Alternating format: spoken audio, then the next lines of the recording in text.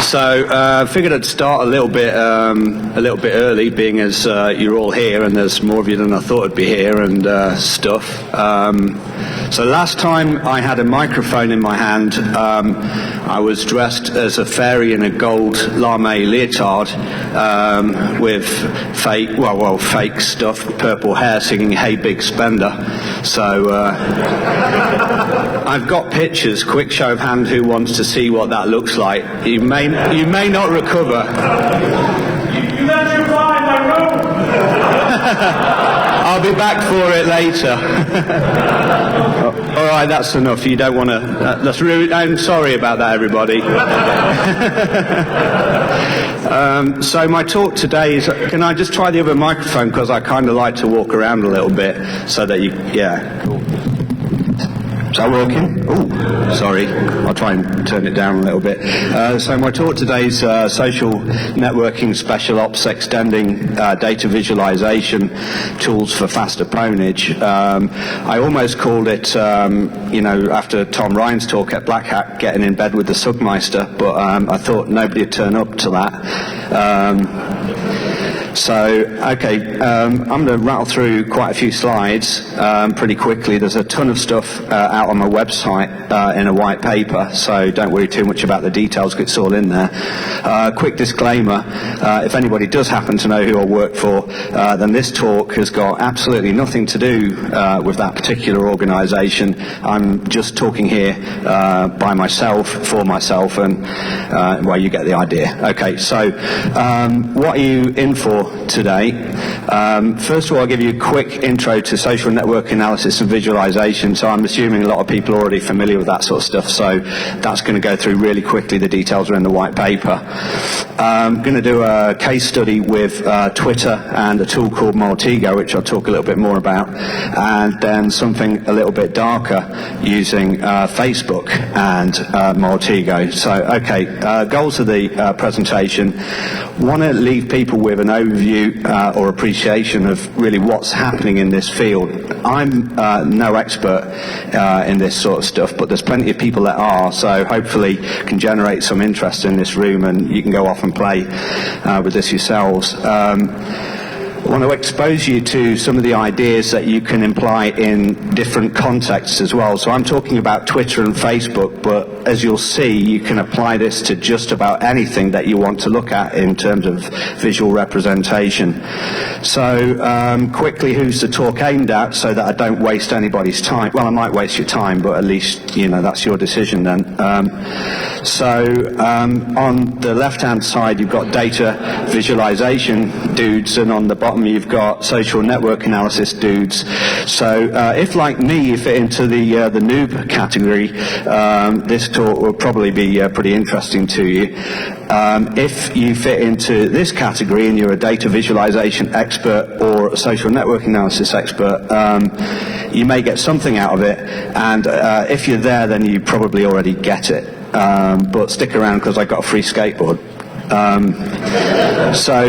Who am I?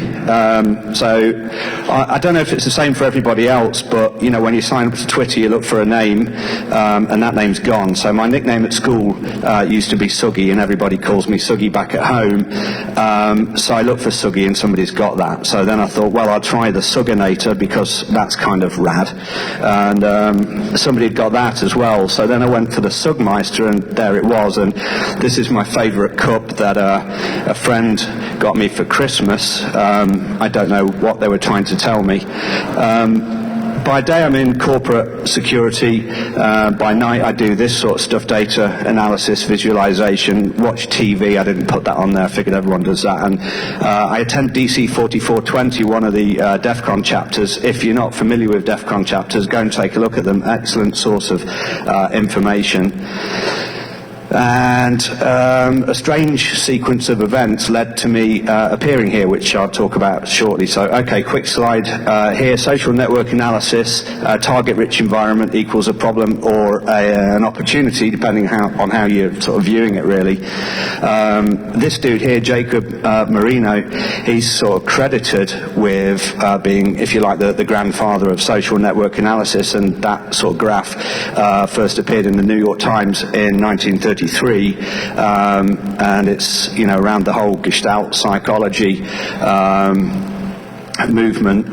But before then, you can date this stuff back to the Greeks, but you know, they didn't really have the same sort of computing power that we've got, so they were limited largely. So target-rich environment, real quick. There's a Cisco report that said there's 21 exabytes of data flowing around per month or something like that. There was another report that had a different figure, but of personal content like photos and music and resumes, and you know, that kind of stuff. Before I got out here, I heard that Facebook had 500 million-ish users. So, you know, Twitter, what was it, 100 million and so on. So there's a lot of people got their information out there. And then there was this thing I noticed, which was called sort of the privacy paradox, or what I termed the privacy paradox. There was a study by Stanford University, at least I think it was Stanford, where it might have been Carnegie, I can't remember now, it's in the white paper, where they interviewed a bunch of students, and the students said, well, I take security and privacy seriously, especially with social networking, but when they actually then looked at their profiles on these social networking sites, they were doing the exact opposite, which is kind of helpful. So 89% used their real names, 61 used, you know, identifiable pictures and what have you. And then finally, this is a really cool paper, especially if you've been trying to explain to your friends who say, well, I've got nothing to hide, I really don't mind.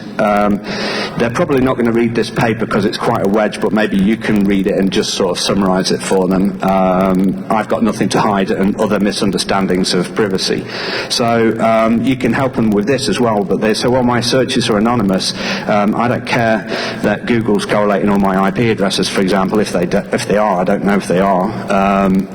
But they're not all that anonymous. And this lady here, Thelma Arnold, the New York Times, again, there's that name,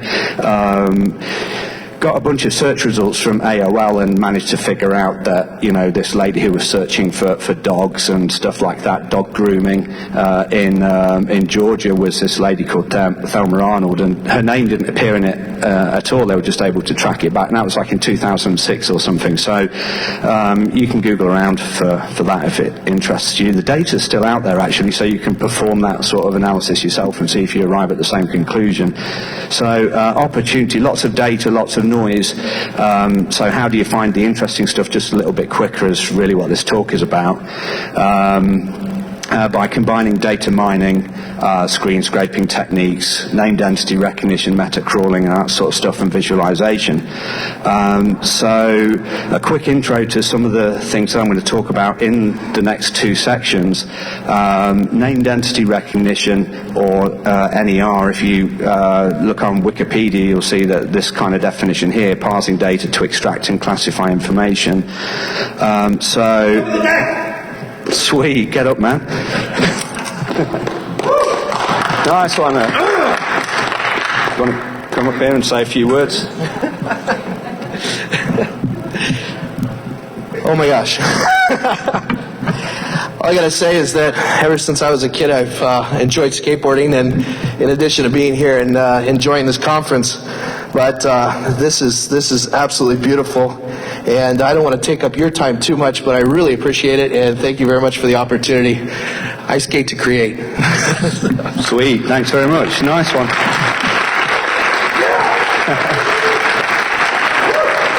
Dude was doing pretty good then, actually, if you want to come up and finish that. So completely at randomly I chose this phrase. Greg bought 300,000 shares of Legat in 2010, and if you were to put that, if you don't know about Legat, then please do Google that, it's very interesting. Legat and attrition, and you should be onto something. So if you ran that phrase through named entity recognition, you'd come out with something a little bit like this. Now, I'm mentioning named entity recognition because it's a feature in Maltego, which is a tool I'm going to talk about a little bit later. There's a bunch of products out out there that I mentioned in the white paper called like Open Calais and stuff like that. It's really cool. Go check it out. So data visualization, this guy here has done an incredible amount with data visualization. If you've not read this book, I recommend you go and get it. And he mentions a tool called processing, which is a pretty phenomenal data visualization tool if you've not used it. But he also lists these kinds of steps here on the right about how you go and get visual data. So you're acquiring data, parsing it, filtering it, mining it, and then eventually you render it, and then you can interact with it. Well, I was really interested in this interaction piece because I want to interact with data but not leave the visualization sort of interface. So I'm going to talk a little bit more about that, but check out the book. It's really good. And then I met this guy here just before the talk and met up with him a few times here at like Black Hat and B-Sides and what have you, and here at DEFCON, Raphael Marti, and he's written this book, and he's put together this secviz.org site. If you're into visualization, security visualization, check him out. He seems to know everyone in the field and has done some really great work, and I appreciate him sort of reaching out to me. So these are the tools, some of the tools. It's not an exhaustive list. You know, the secviz will show you a little bit more. Multi-Ego processing, Prefuse and Prefuse Flare are really nice environments as a Linux distribution as well, a Linux environment you can play with. But I'm going to focus on Multi-Ego, so this is where we change the pace of the talk a little bit from the science. If the stuff in this section has interested you, the white paper will have all of the references. So what's Multi-Ego?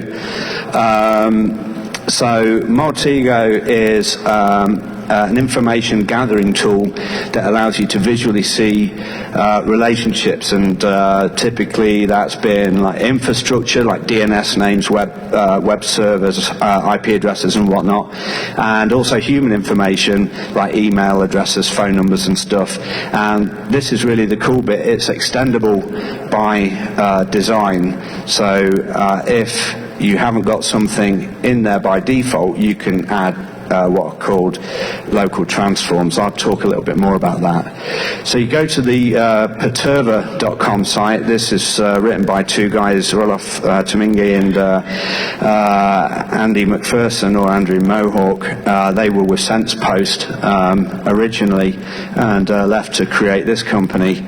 And right now, this week, I'm not on commission, by the way, but there's a 25% discount if you use the coupon code BLACKHAT. So you fire up Multi-Ego, you get an interface that looks a little bit like this. Then you, let's say you want to have a look at some of the domains.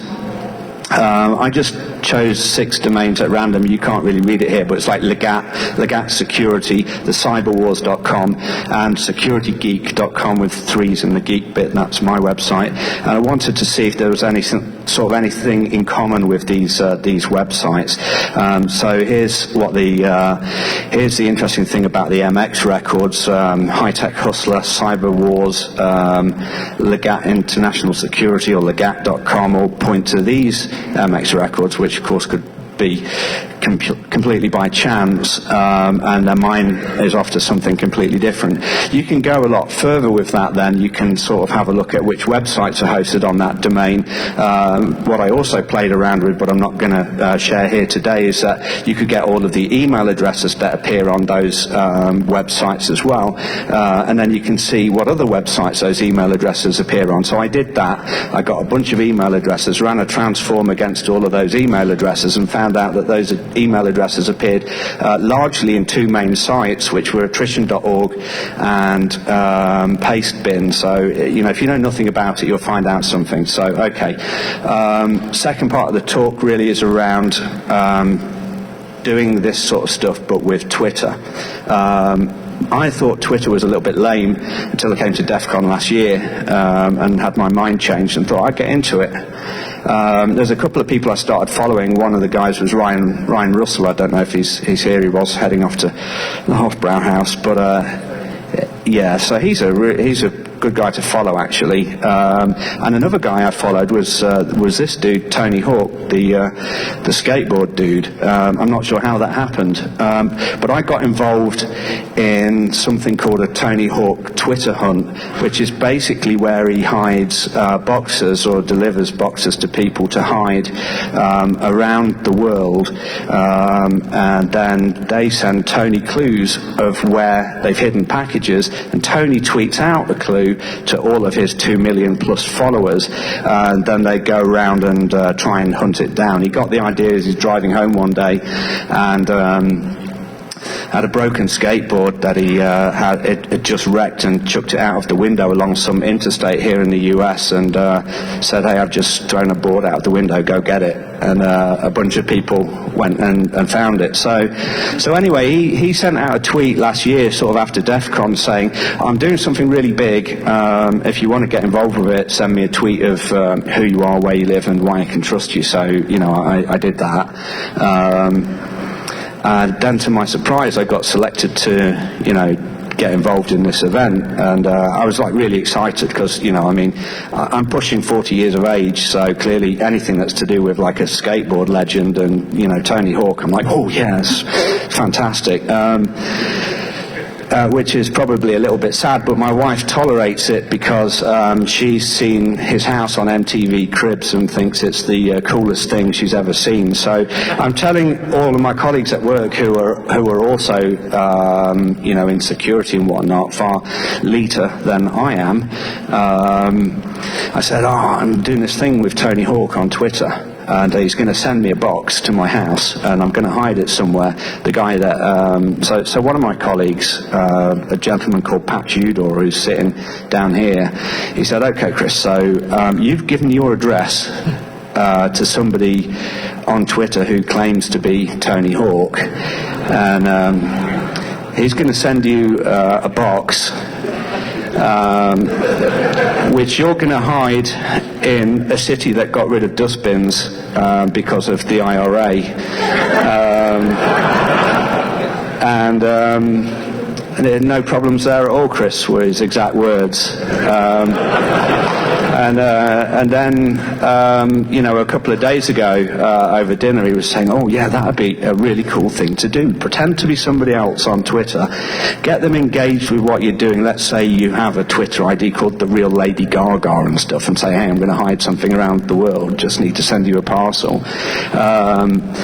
What's in it for you? Extra Farmville points," I think was what he suggested. So maybe it's a Facebook hunt or something. And then you could really launch something quite incredible just by getting other people who are quite innocent to do stuff for you. So I was like, that's a really good idea, I'll mention that. But don't do it because that would be illegal. So anyway, Tony sent me this box, undeterred by all of this. Is it the real Tony Hawk? I'm like, yeah, of course it is. It's got the blue tick. How could it not be? If you're not familiar with Twitter, and if you're a celebrity or something, you get like a little blue tick. There's obviously a delay because I haven't got mine yet.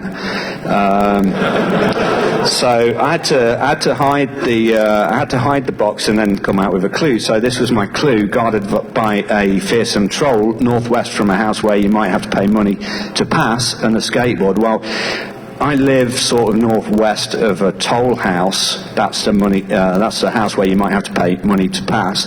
Northwest of that is a skate park, and if you keep going northwest, you'll head to two bridges that look a little bit like this.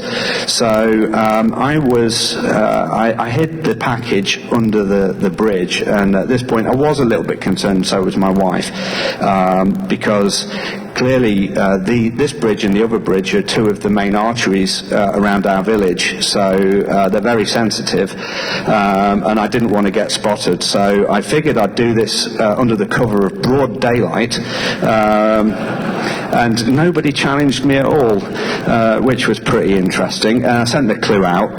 Now, this guy here, at Stephen Gill, who's now one of my heroes, he was so amped about this whole Tony Hawk thing that he drove up from a different city in the UK and camped out in Basingstoke, which is the culture capital of Europe, by the way. If you've not been there, you should.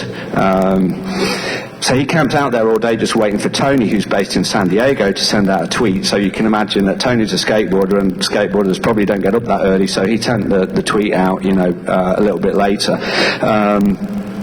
And he went on a mad hunt and kept tweeting, has anybody found it yet? Has anybody found it? And I'm thinking, I don't know, I'm at work, miles away.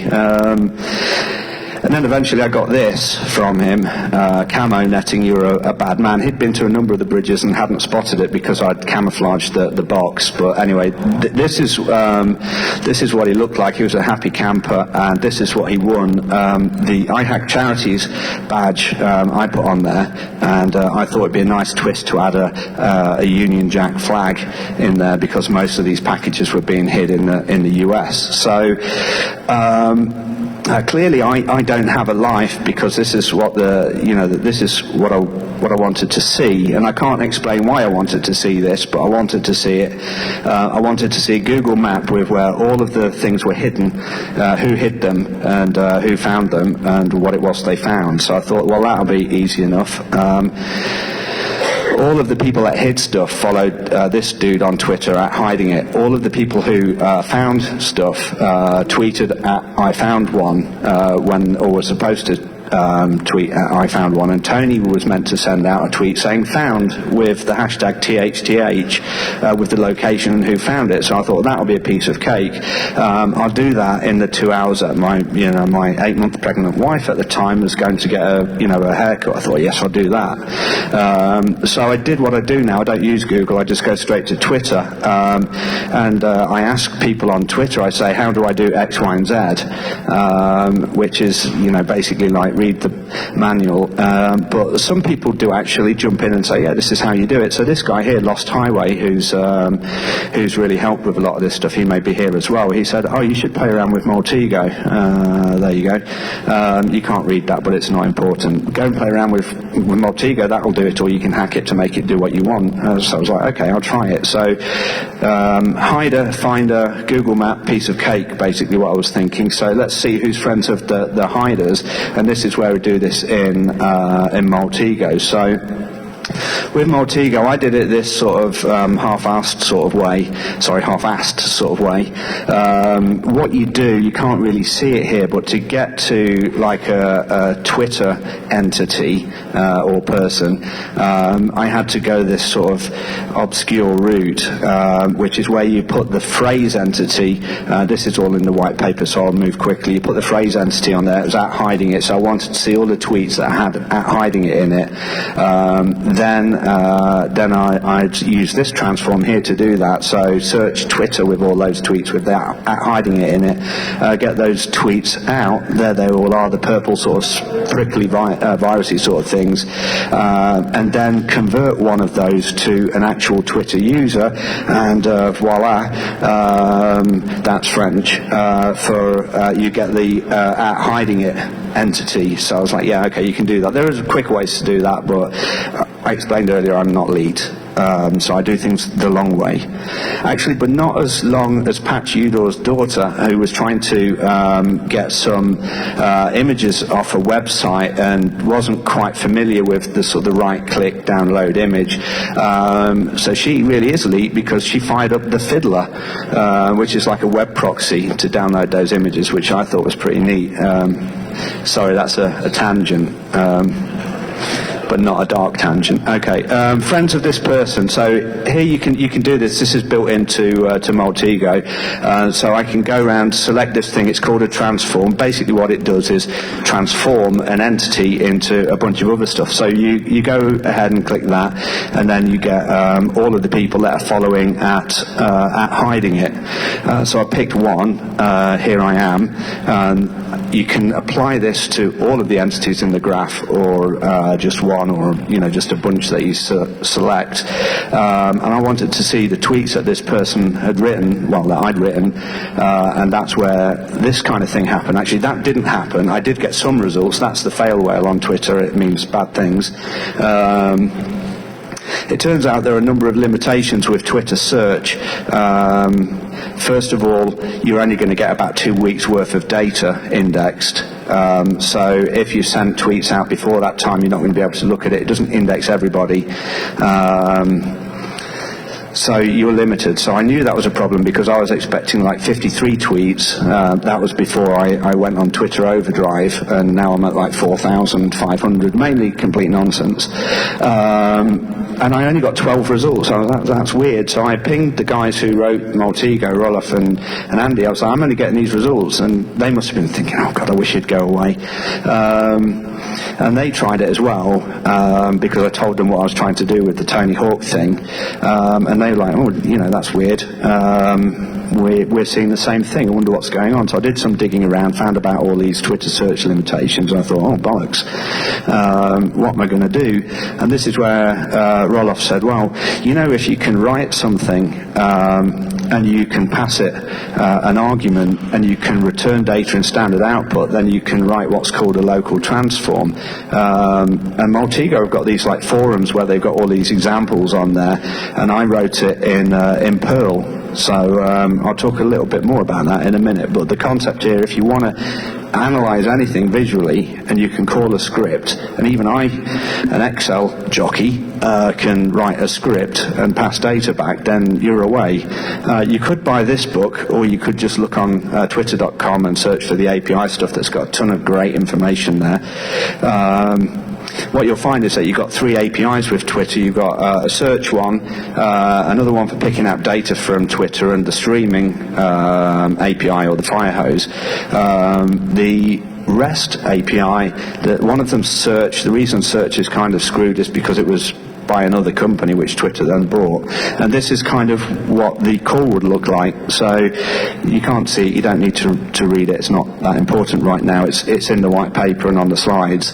So these are the gotchas that you get. You've got a 200 tweet limit, so every time you call Twitter, that's one API call, you get 200 things back, right?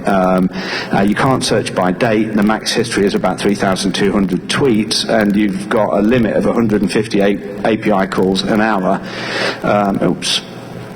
So if you've got 100 people, three API calls each, say, because you want to get tweets, like 600 tweets for them, then that's 300, and that's going to blow your API calls for an hour. So if you scale that to like looking at 1,000 people, for example, you're clearly screwed. But this is where whitelisting comes in. So if you're playing around with Twitter and data mining, trying to do anything interesting with it, I'd encourage you to explore the whitelisting. Just Google Twitter whitelisting. You have to apply for it based on like a static IP or a username, and then that bumps up your API calls from 150 an hour to 20,000, which enables you to do all sorts of weird and wonderful, cool things. Okay, back in business now. I want to find where the winners of the packages were. So I'll pull out Tony Hawk here, and then list all of the people that Tony Hawk had mentioned in his tweets over a period of time, which was roughly sort of 600 tweets, because I figured he'd say somebody, Dave, for example, found skateboard in San Francisco.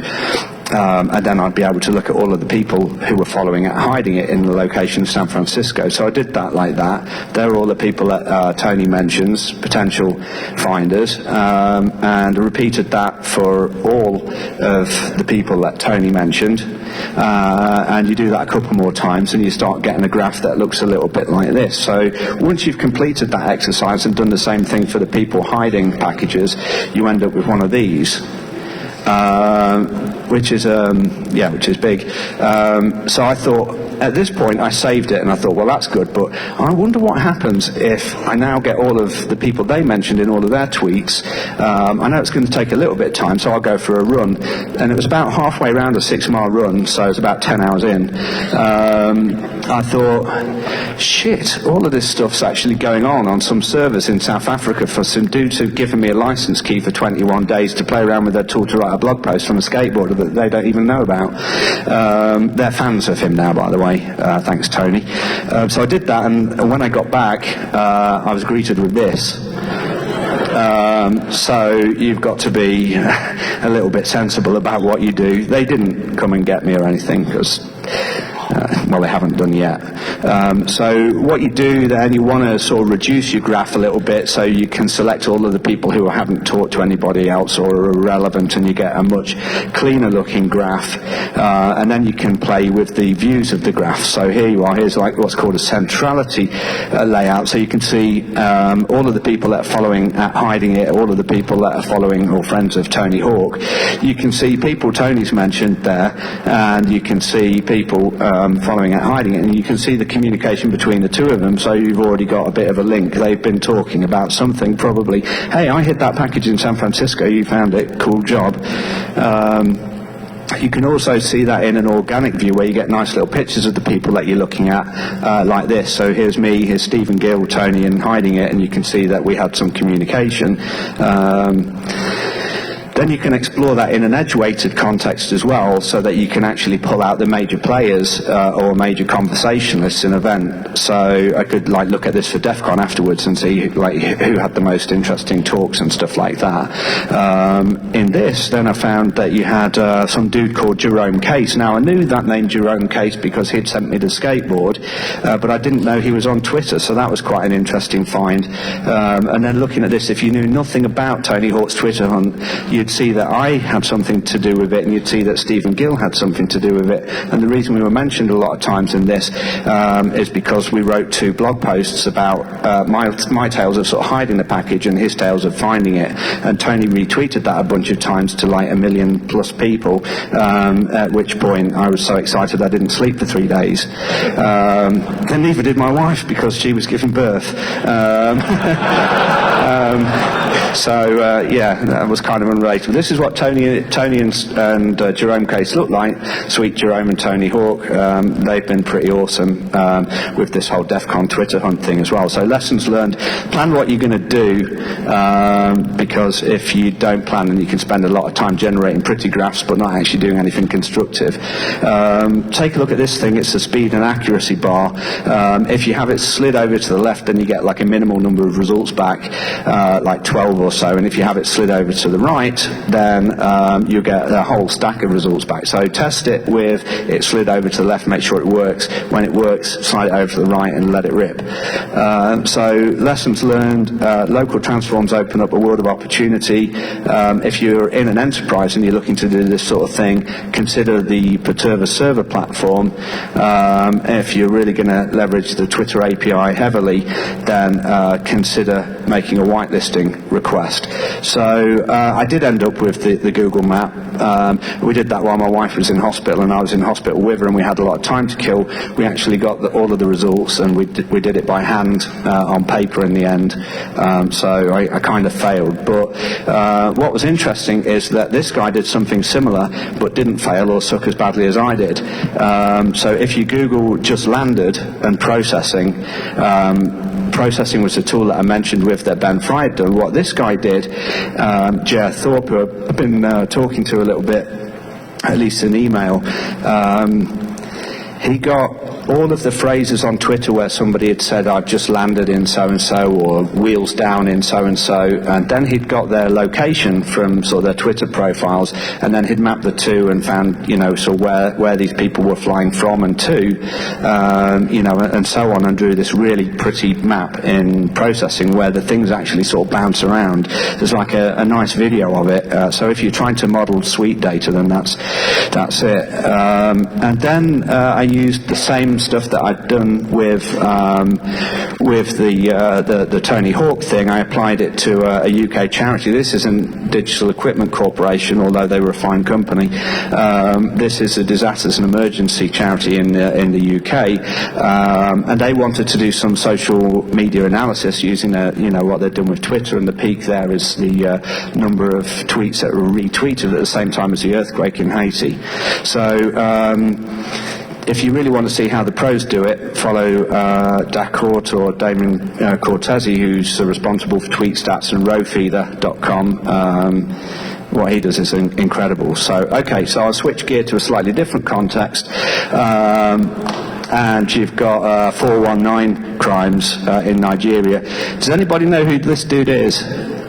there's a reason why I'm asking. It's because I can't remember his name.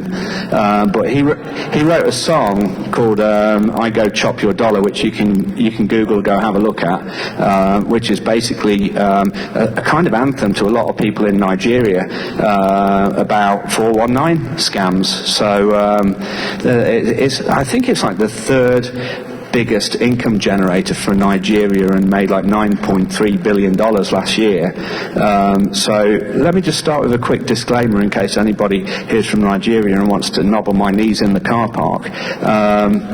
The only way you can tell the truth is through fiction, which I spotted on one of Richard Thiem's talks, and I'm a Richard Thiem fanboy. I make no excuse of that. So all of the events, names, images and stuff like that you're about to see have been kind of cobbled together in a fictitious way that's going to protect me from being bumped off by Nigerians who want to bump me off, basically, or want to bump somebody else off and confuse me with somebody else. So okay, so meet Jess. Jess sold a laptop on a popular auction site.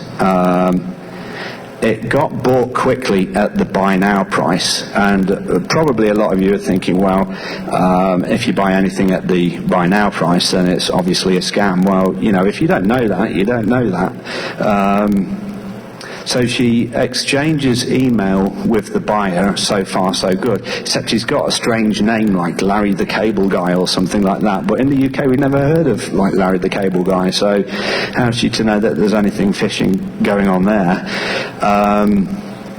Then she gets this notification from PayPal saying, you know, your funds have been cleared, you now proceed to send the goods. So she sent her laptop to a valid address in the UK. Now she was fairly smart, so she checked the address existed, right? And she did that. And then she got a notice from the auction site saying, terribly sorry about this, but the account of the person that you sold the stuff to appears to have been hacked, and it's probably a scam. And of course, at this point in time, her laptop was winging its way to another city in the UK. So there was little she could do apart from contact the police. So if this happens to you and you're in the UK, at least, I don't know how it is in the US, don't contact your local police force, contact the police force of the place that the package is going to arrive in, because they can get around to the house, knock on the door a lot quicker. She didn't do that, and I'll explain a little bit more about what happens there. So another hypothesis was that if I got the scammer and I got the address of the person got the person who received the stolen goods, then would be able to retrieve the laptop and get them busted by 5-0, I believe that's what they're called here, right? We call them the police, but clearly I'm down, so, and gangster. So, okay, so where is our scammer? I thought, right, well, I need to get the email header, but he or she uses webmail, and I haven't figured out a way to do that very easily. So I thought, well, could sign up for a blog site like this one, and there's a number of them out there that are free and don't require any identity or anything like that, where I could host an image. And then send the spammer an email with that embedded image in it, which would, have a random name but be something compelling. So I'd send him an email saying, hey, I've got this other laptop. I just sold you one, but I've got this other one. Would you be interested in buying this one too? And sure enough, after doing some of this, he responded and said, yeah, I might be interested. How much? So I went back to the visitor logs here and saw the IP address of where he came from, which was Lagos in Nigeria, or at least that's where he'd routed his connection through. But I figured that he probably wasn't likely to be rocking Tor at the time. If you want to do a proper bang-up nice job of this, then I'd recommend seeing some of the stuff that Jeremiah Grossman's been talking about this week, which I haven't seen, so he might not have been talking about it, but he did some sort of browser vulnerability stuff where he was able to convince people to click on a link that'd give up all sorts of things that they'd put in the autocomplete forms stuff.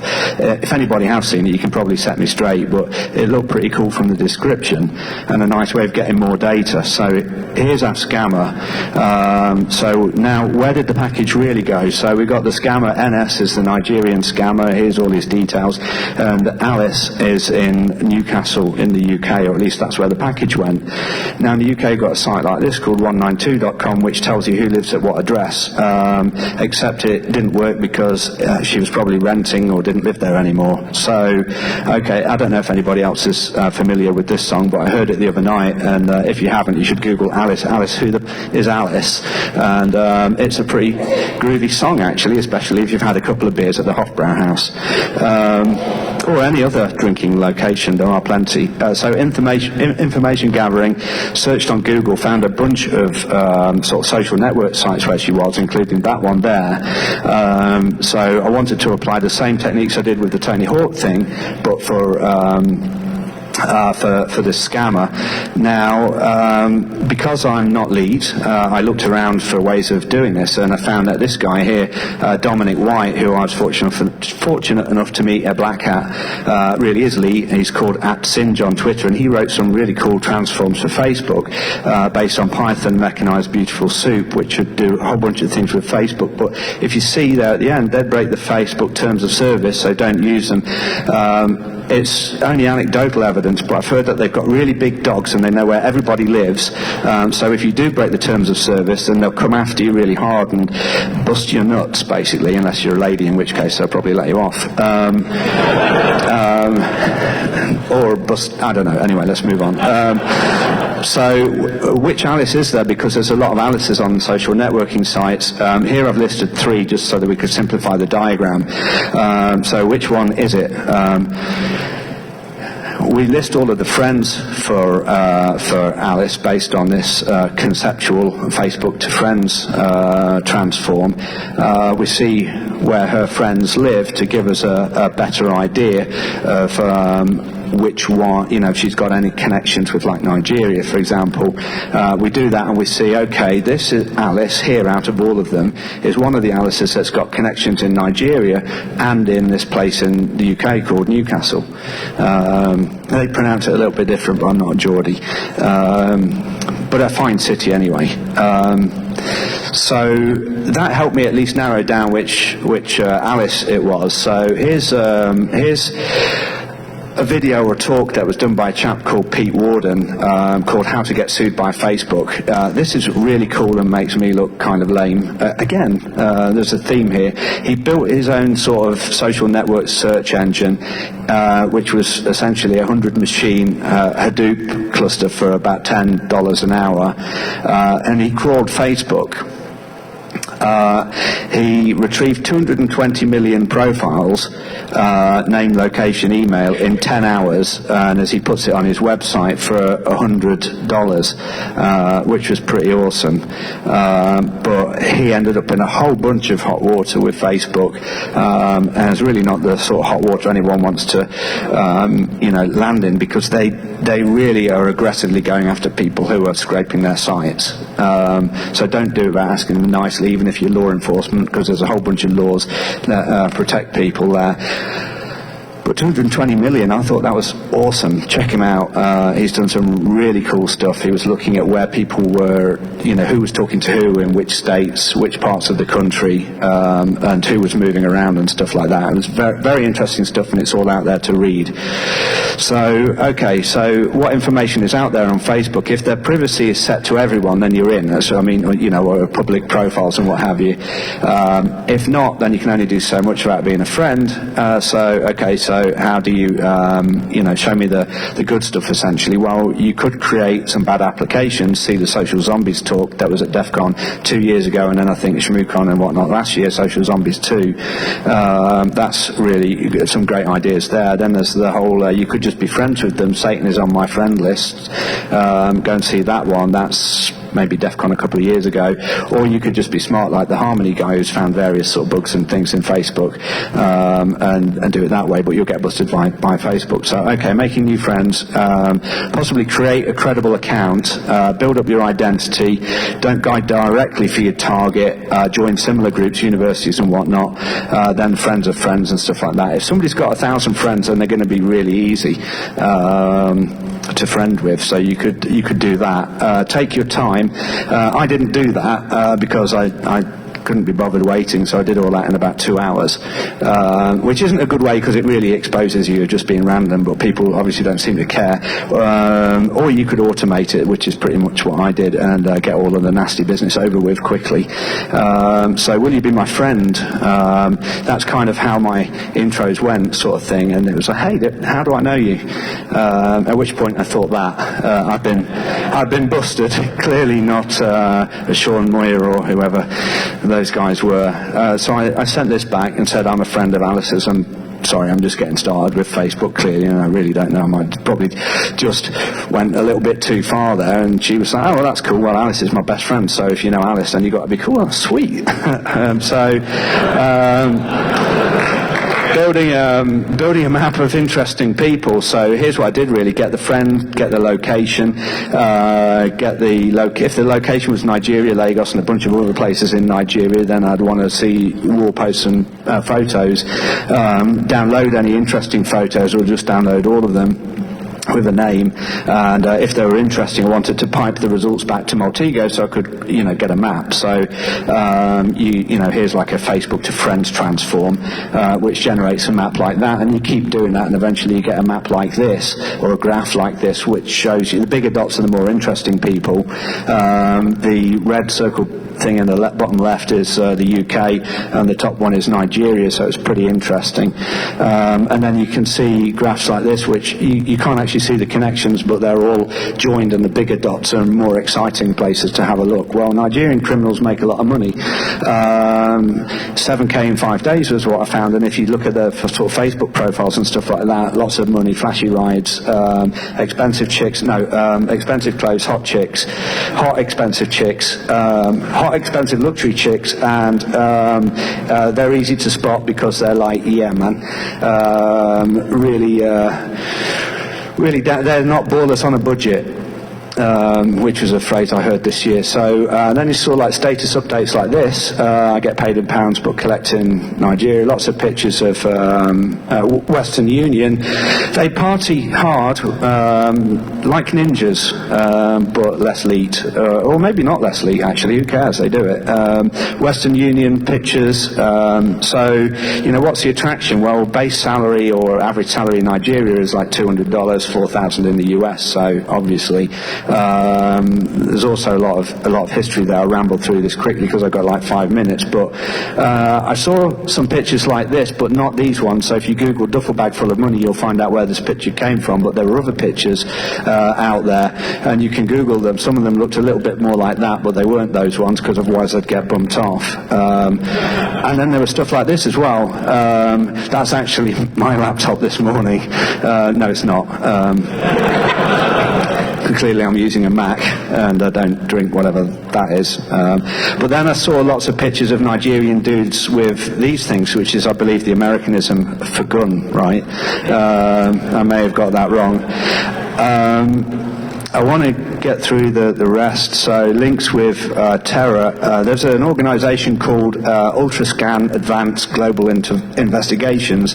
They're based out of Amsterdam, and they're really the experts in this field. They've done a lot of research in there, and they got a 2009 paper which noted that 2008, 2009, there was direct evidence linking advanced fee fraud networks to terrorist activity. So, okay, true identity of the scammer. Hey, this is Alice. I sent him an email from a different account. Will you be my friend? Sure. Post a note on Facebook because I'm having some problems. Sure. Thanks. Hot stuff. Say hi to X. That's the scammer saying that, and X was a friend of hers on Facebook. So now I had a little bit more of a link. This is the link that I saw on Facebook. Oh, we've got plenty of time. We've got 5 minutes. This was a link that we saw on on Facebook. So the scammer's like, hi, sort of thing. So I was like, right, bingo. We got the connection between Alice and the Nigerian scammer. And because he said, say hi to XXX, which then found out that was like Alice's like man or what have you. So we had like this interesting connection now where you had Nigerian scammers all sort of hanging together.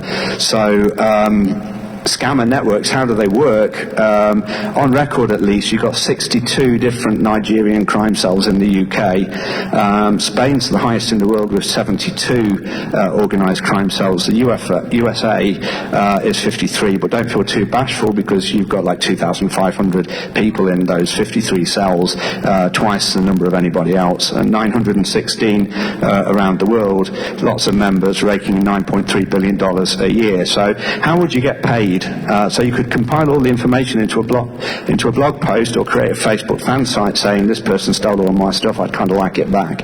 Then you can email the scammers and say, if we don't reach an amicable agreement, then Google's going to, index this and it'll be there forever.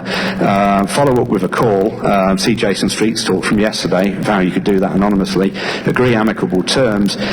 So then they're like, okay, how do I send you the money? It's like, well, cash, bank, PayPal, Western Union are all going to get you whacked. The other one might not, but there's a limit on there. So, okay, let me end with a health warning. Messing with criminals can reduce your life expectancy. So, to do that, you're either limited to public information due to the terms of service. If you friend up with people with your own profile, which is the only terms of service compliant way to do it, you'll need balls of steel. If you work with law enforcement, then you're okay, but you'd still have to break the terms of service, and Facebook will come after you. So mining data is more accessible than ever before because there's so much of it out there, and it's a lot of fun. Visualization can help you home in on interesting relationships, and NER can, name identity recognition can help you classify it. Combine all three of those, and you're onto some interesting stuff. If you're on Twitter and you want to see who's tweeting about Maltego, at Perturva, at Singe, Mubix and Khan Lonage are all far, far smarter than I am. Social network tweeters, Tom Eston, Robin Wood, Agent 0x0, DigiNinja have done the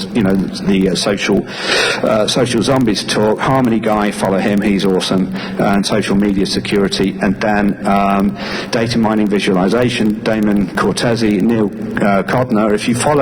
If you tweet Full Metal Jacket, then you get like the Sergeant Major dude from Full Metal Jacket giving you crap on Twitter. Try that, it's funny, that's Neil.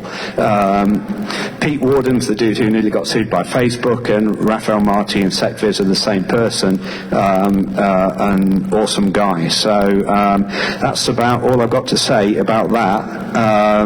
I'm in room, 111 or something? Okay.